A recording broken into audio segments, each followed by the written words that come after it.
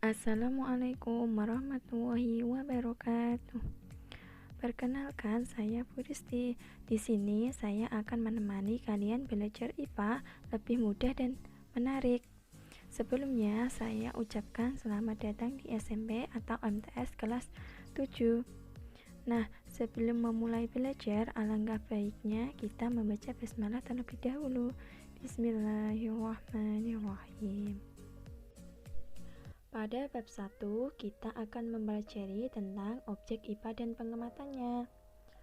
Tujuan pembelajarannya adalah yang pertama, menjelaskan 3 komponen keterampilan proses penyelidikan IPA. Yang kedua, menjelaskan kegunaan mempelajari IPA dalam kehidupan sehari-hari. Yang ketiga, menganalisis objek yang dipelajari dalam IPA. Nah, apa sih yang dimaksud dengan sains atau IPA? Sains adalah ilmu yang mempelajari fenomena-fenomena yang ada di alam semesta. Lalu, apa saja sih yang kita pelajari dalam IPA itu? Ada objek IPA, yaitu seluruh benda yang ada di alam dengan segala interaksinya satu sama lain. Contohnya, interaksi antara tumbuhan dengan udara di atmosfer. Dari sisi ukuran yang diamati, objek dalam IPA mulai dari benda yang sangat kecil atau jas atomik berupa partikel penyusun atom hingga galaksi jagat raya. Pembagian ilmu dalam IPA dibagi menjadi 4, yaitu 1. Fisika, yaitu mempelajari tentang unsur-unsur penyusun alam dan gaya yang bekerja. 2. Kimia, mempelajari penyusunan dan perubahan zat-zat. 3.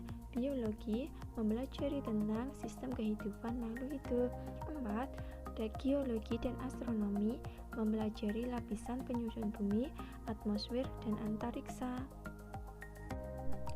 Lalu, apa saja sih kegunaan belajar IPA dalam kehidupan sehari-hari? Nah, yang pertama yaitu memahami berbagai hal yang ada di sekitar kita. Yang kedua, dapat berpikir logis dan sistematis. Dan yang ketiga, dapat menyelesaikan suatu permasalahan. Nah, selanjutnya kita akan melakukan penyelidikan IPA. Ada 3 tahap dalam penyelidikan IPA. Yang pertama yaitu pengamatan, melibatkan panca indera termasuk melakukan pengukuran dengan alat ukur yang sesuai. Pengamatan ini dilakukan untuk mengumpulkan data atau informasi. Yang kedua, inferensi, merumuskan penjelasan berdasarkan pengamatan. Nah, penjelasan ini digunakan untuk menemukan pola-pola atau hubungan-hubungan antara aspek yang diamati serta membuat perkiraan atau prediksi.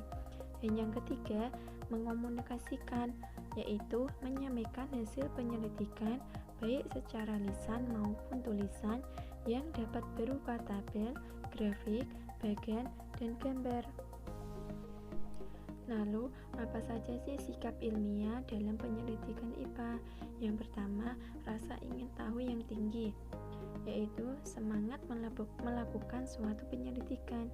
Yang kedua, teliti dalam hal penyelidikan. Yang ketiga, jujur. Dan yang keempat, sabar dalam melakukan penelitian. Dan yang kelima, bersifat objektif. Lalu, ada metode ilmiah dalam penyelidikan IPA. Yang pertama yaitu merumuskan masalah. Yang kedua, mengumpulkan data dan keterangan. Yang ketiga, menyusun dugaan sementara atau hipotesis. Yang keempat, eksperimen untuk membuktikan hipotesis atau dugaan sementara. Yang kelima, mengumpulkan data hasil pengamatan. Yang keenam, mengolah dan menganalisis data. Yang ketujuh, membuat kesimpulan. Dan yang terakhir, yang kedelapan, mempublikasikan hasil. Sampai di sini dulu ya pertemuan kali ini. Sekarang kalian kerjakan tugas kognitif pada buku LKS masing-masing. Selanjutnya kirimkan tugas tersebut ke WA guru ya. Untuk pertemuan selanjutnya, kita masih membahas materi objek IPA dan pengamatannya, yaitu pengukuran sebagai bagian dari pengamatan. Sampai bertemu di video selanjutnya ya.